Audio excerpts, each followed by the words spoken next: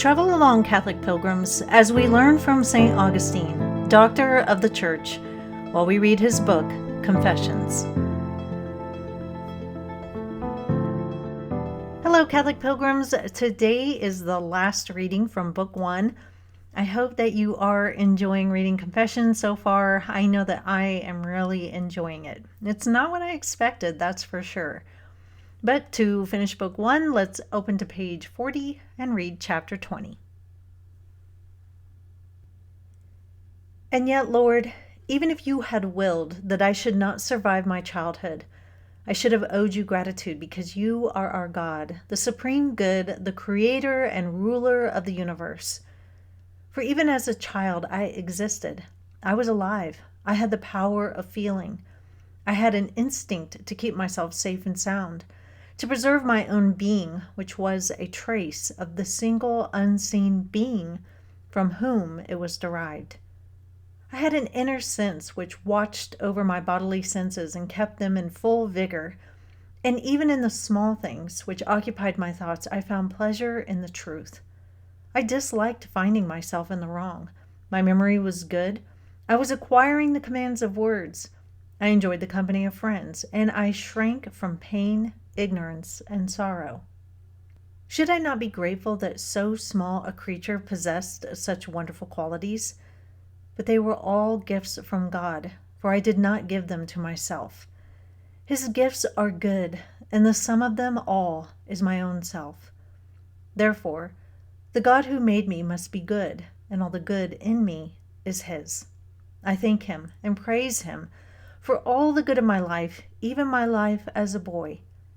But my sin was this, that I looked for pleasure, beauty, and truth, not in him, but in myself and his other creatures, and the search led me instead to pain, confusion, and error.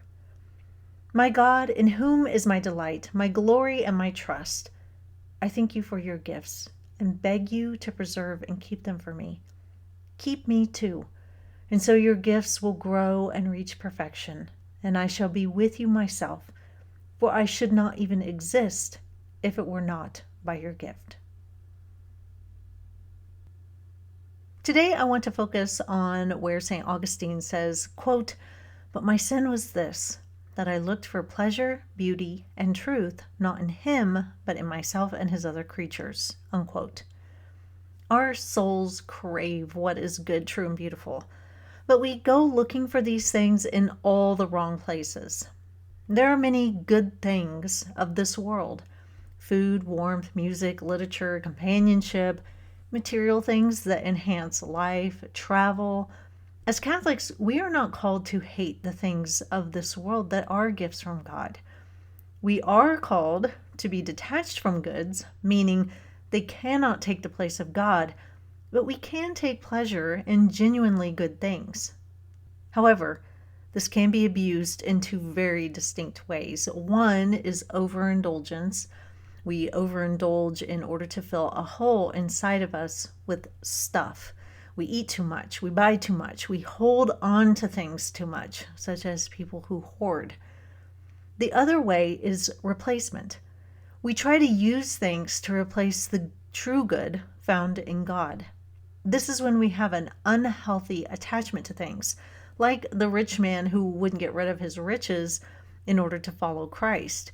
He didn't trust that a life with Jesus would be better than the pleasure that he gets from his goods. So those are things that we do have to be mindful of. And now looking at beauty. Beauty is so important to us. Not in a superficial way where we just think of a woman being a babe and a man looking handsome. Oftentimes, though, that is the only beauty that we think of. Youthful, external beauty. What we need is that internal beauty, or that kind of beauty that draws our minds to God.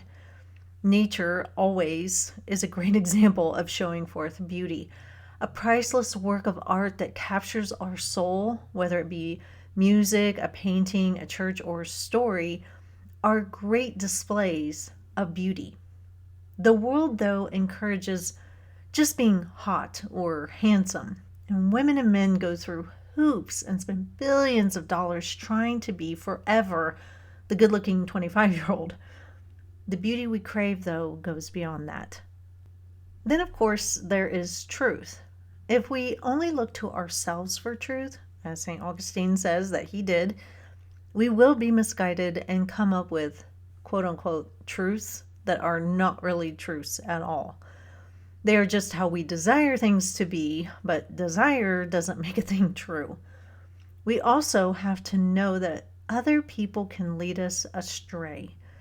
Recently, I have seen so many people desperately cling to every single word of maybe their favorite podcaster or politician. Critical thinking has left the building. I mean, you can't even criticize these people in any way. Far too many people, and I've been guilty of this too, hang on to every word of some people, and many times what they are saying is just not true. God is truth, and we will never be fully happy if we, quote unquote, live our own truth, as the popular saying goes. Because, as St. Augustine points out, this leads to pain, confusion, and error. Boy, yes it does. So, that is the end of Book 1, Catholic Pilgrims. I look forward to starting Book 2 soon, but until then, live the faith boldly and travel well.